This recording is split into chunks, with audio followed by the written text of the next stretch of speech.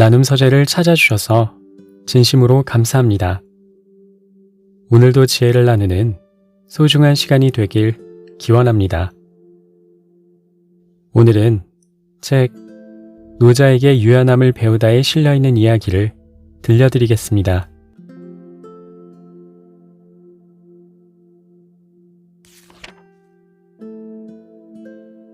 마음의 벽. 도덕경 제41장. 아주 커다란 네모에는 모서리가 없다. 노자는 아주 커다란 네모에는 모서리가 없다고 했다. 이것은 결국 인생의 고비가 되는 모든 벽을 깨뜨릴 수 있어야 한다는 의미다. 특히 마음의 벽을 깨뜨려야 우리의 영혼이 자유롭게 날아오를 수 있으니, 이는 도가 형체가 없기 때문에 얽매임이 없는 것과 같은 이치다. 벼룩은 높이 뛰기의 고수다. 벼룩을 책상 위에 올려놓고 손바닥으로 책상을 치면 거의 동시에 벼룩이 높이 솟구친다. 벼룩이 뛰어오를 수 있는 높이는 자기 키의 수백 배 이상으로 모든 동물 중에서 단연 최고다. 벼룩을 뚜껑이 있는 통 안에 넣고 뛰어오르게 하면 처음에는 뚜껑에 부딪힌다. 하지만 부딪히는 횟수가 거듭되면서 벼룩은 새로운 환경에 높이 뛰기 능력을 맞춘다. 벼룩이 뛰는 높이를 통의 높이에 맞추면 다시 뚜껑 높이를 낮춘다. 벼룩은 또 몇 번인가 뚜껑에 부딪힌 후 스스로 높이를 조절한다. 뚜껑의 높이가 점점 낮아져 바닥에 거의 근접하면 벼룩은 높이 뛸 수가 없어 기어다닌다. 그리고 기는 것이 완전히 익숙해질 무렵에는 뚜껑을 열고 바닥을 세게 쳐도 벼룩은 뛰어오르지 않는다. 이것은 벼룩의 높이 뛰기 능력이 완전히 사라졌기 때문이 아니라 거듭된 시련 앞에 무릎을 꿇어버렸기 때문이다. 도전하지 않고 현실에 순응하고 그것이 습관이 되어 무감각해진 것이다. 사람도 크게 다르지 않다. 심리학에서는 이런 현상을 자아가 규정한 한계 때문이라고 설명한다. 사람은 성장 과정 중 특히 유아동 시기에 부모와 선생님으로부터 비난이나 꾸지람을 자주 듣거나 좌절을 겪으면 자아가 규정한 한계가 성장과 발전에 대한 욕구와 열정을 억누른다. 이런 문제가 빨리 해결되지 않고 오랫동안 용기와 격려를 얻지 못하면 그 사람은 실패에 대한 두려움과 불안이 커지고 잦은 실패에 익숙해지면서 점점 더 자신감과 용기를 잃는다. 조금 더 시간이 지나면 나약함과 우유부단함, 열등감이 깊어져 편협하고 삐뚤어진 성격이 되기 십상이다. 이런 사람들은 책임감, 진취성, 집념이 크게 부족하다. 한 아이가 서커스 공연을 보고 난 후 아버지와 함께 동물들을 보러 갔다. 동물들은 공연을 마친 후 먹이를 먹고 있었다. 아이는 한편에 있는 코끼리를 유심히 보다가 아버지에게 물었다. 아빠, 코끼리는 힘이 아주 세잖아요. 그런데 왜 이렇게 작은 쇠사슬로 묶어놨어요? 코끼리가 이렇게 작은 쇠사슬을 못 끊는단 말이에요? 아이 아버지는 미소를 지으며 천천히 설명해 주었다. 그렇단다.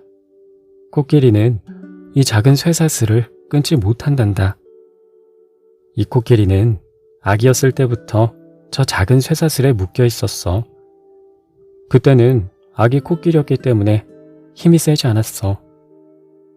아기 코끼리도 처음에는 쇠사슬이 답답해서 몇 번 발버둥 쳤지만 자기 힘으로는 쇠사슬을 끊을 수 없다는 걸 알고 도망갈 생각을 버린 거야. 그리고 어른이 된 후에는 이 쇠사슬의 구속에 익숙해져 도망갈 생각을 전혀 못하는 거지. 사람들은 코끼리의 심리를 이용해 작은 쇠사슬 하나로 몸집이 아주 큰 코끼리를 부리고 있었다. 그리고 코끼리는 그 사실을 알지 못했다. 하지만 이런 사실을 모르기는 사람도 마찬가지다. 이 사회에는 눈에 보이지는 않지만 우리 발목을 잡고 있는 수많은 쇠사슬이 있다. 우리는 어느새 이 쇠사슬에 익숙해져 당연한 것으로 생각하고 있다. 바로 이런 쇠사슬이 우리의 창조력과 의지를 말살시키고 있다. 이 때문에 많은 사람들이 난 절대 성공할 수 없어. 저렇게 완벽한 사람이 날 좋아할 리 없어. 난 훌륭한 부모가 될 수 없어. 난 부모님이 바라는 완벽한 사람이 될 수 없어. 라고 생각한다. 이렇게 주어진 환경에 무릎을 꿇어버린 사람들은 이제 운명을 탓하고 타인과 세상을 원망하기 시작한다. 이 모든 것이 바로 우리 마음속에서 자아를 옭아매고 있는 쇠사슬 때문이다. 자, 지금 눈앞에 인생 최대의 화마가 닥쳤다. 우리는 둘 중 하나를 선택해야 한다. 어떻게든 쇠사슬을 끊고 도망칠 것인가? 아니면 그 자리에서 그대로 화마의 먹잇감이 되겠는가? 전자를 택했다면 소극적이고 수동적인 자세를 버리고 나의 모든 잠재력을 동원해 내가 처한 상황을 바꾸어야 한다. 그렇다면 나를 얽매는 쇠사슬에는 어떤 것이 있을까? 다른 사람들의 시선. 내가 이렇게 하면 다른 사람들은 어떻게 생각할까? 이것은 가장 흔하면서 자아에 가장 큰 상처를 주는 심리작용이다. 다른 사람의 시선은 아주 강력한 쇠사슬이다.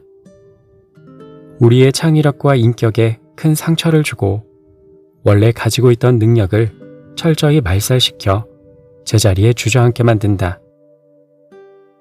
다른 사람들의 시선, 쇠사슬을 끊어버리려면 먼저 다른 사람은 선구자가 아니라 사후 제갈량임을 깨달아야 한다. 반드시 기억하라.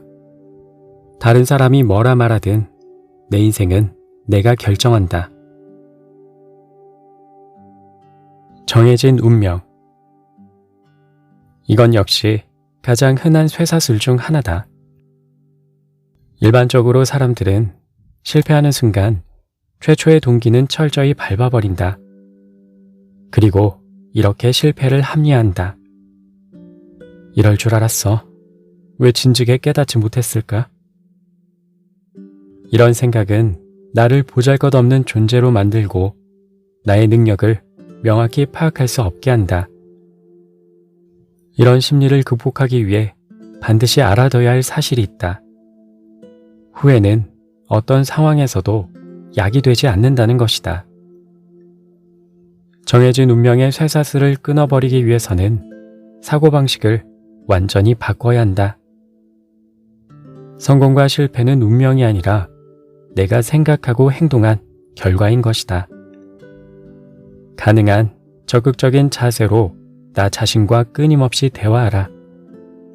무의식적으로라도 내 안의 창의력을 죽여선 안 된다.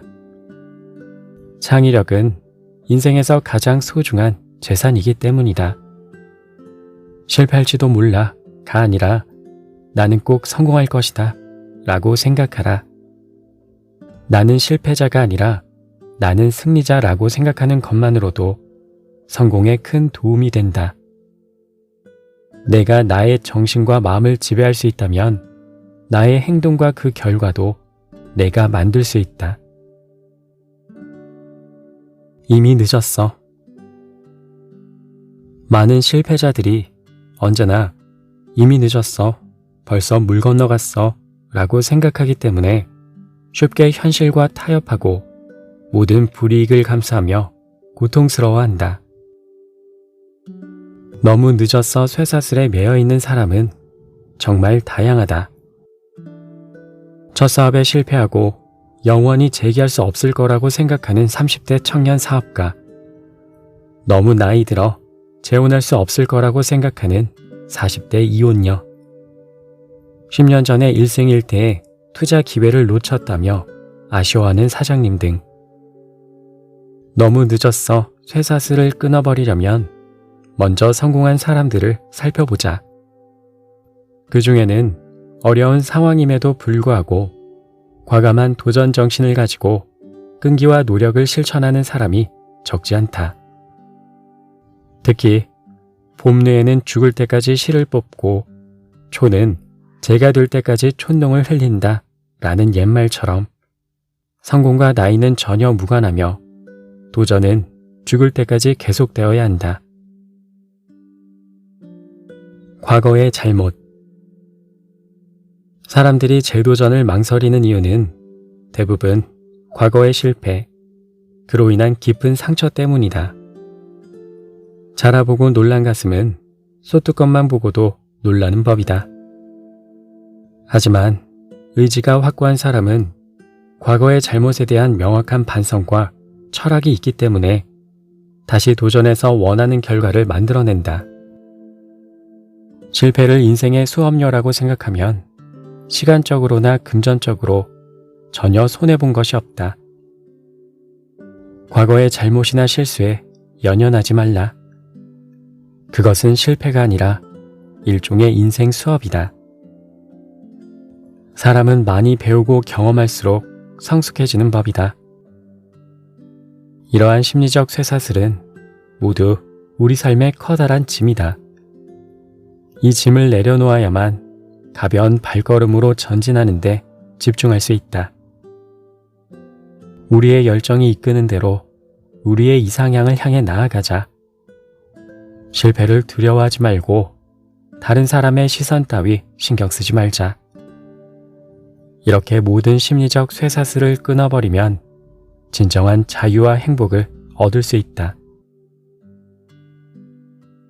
캐나다 밴쿠버의 대형 보험사 CEO인 로빈 앨런은 사회 경제적으로 큰 성공을 거둔 인물이다. 그리고 두 아이의 어머니이자 한 가정의 안주인으로서 안정적인 삶을 살아가고 있었다. 하지만 항상 마음 한구석이 텅 빈 듯하고 사는 게 행복하지 않았다. 앨런은 16살 때 무용의 매력에 푹 빠져 무용가를 꿈꿨다. 열심히 연습한 덕분에 아마추어 무용수로 무대에 서기도 했지만 안타깝게도 그녀에게는 톱 무용수가 될 만한 재능은 없었다. 대신 수와 경제에 대한 이해가 빨라 이 분야에서는 노력에 비해 큰 성과를 얻을 수 있었다. 그래서 앨런은 경제학 석사학위를 받고 사업에 성공하기까지 큰 어려움이 없었다. 우리 부모님은 늘 내게 가능한 내가 잘할 수 있는 일을 해라. 잘할 수 없는 일은 빨리 포기하는 게 낫다고 말씀하셨어요. 나는 무용은 정말 좋아했지만 위대한 무용가가 될 만한 천부적인 재능은 타고나지 못했어요. 아직 어린 나는 현실과 이상 사이에서 수많은 갈등을 겪어야 했어요. 그리고 결국 더 이상 춤을 출 수 없다는 결론을 내렸죠. 앨런은 부모의 충고를 받아들여 일단 자신의 열정을 억누르고 회사와 가정에서 타고난 능력을 10분 발휘했다. 하지만 무용에 대한 꿈을 완전히 버린 것은 아니었다. 무용수가 될 수는 없었지만 작품 연출과 제작에 대한 꿈을 키워나갔다. 앨런은 자신의 꿈을 위해 최선을 다해 능력과 시간, 자금 등의 한계를 극복해 나갔다. 어느 날 앨런은 세수를 하다가 거울에 비친 자신을 보고 깜짝 놀랐다.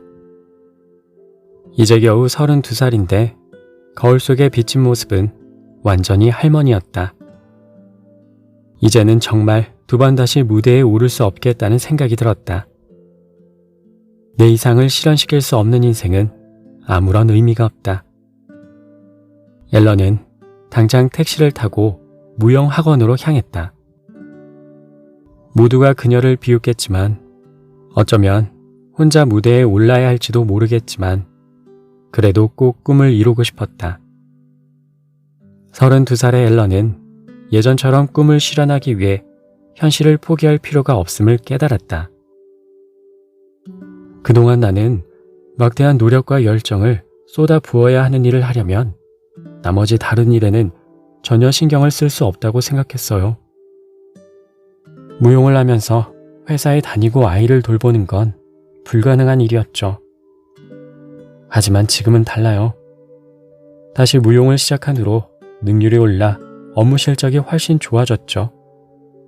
그러다 보니 자신감이 커져 모든 일이 순조롭게 풀리고 아이들과 함께하는 시간도 즐거워졌어요. 아이들은 저와 함께 공연을 만들어요. 티켓도 팔고 조명까지 만질 줄 알아요. 그 애들도 이 일이 재미있대요. 온 가족이 함께 열정과 시간을 투자해 만드는 공연이라니 정말 멋지지 않나요? CEO와 공연. 앨런은 지금도 이 두 가지 일을 훌륭하게 해내고 있다. 보험회사의 CEO이자 외부 기업의 고문 및 대변인으로 눈코 뜰 새 없이 바쁘다. 이런 상황에서도 시간을 쪼개 벌써 4편의 공연을 기획하고 연출하고 제작했다. 앨런의 작품은 전문가들의 호평과 함께 흥행에서도 좋은 성적을 거두었다. 심리적 쇠사슬을 끊어버리고 더 아름답고 풍요로운 인생을 만들어낸 앨런이야말로 대박 무우에 가장 어울리는 모델일 것이다.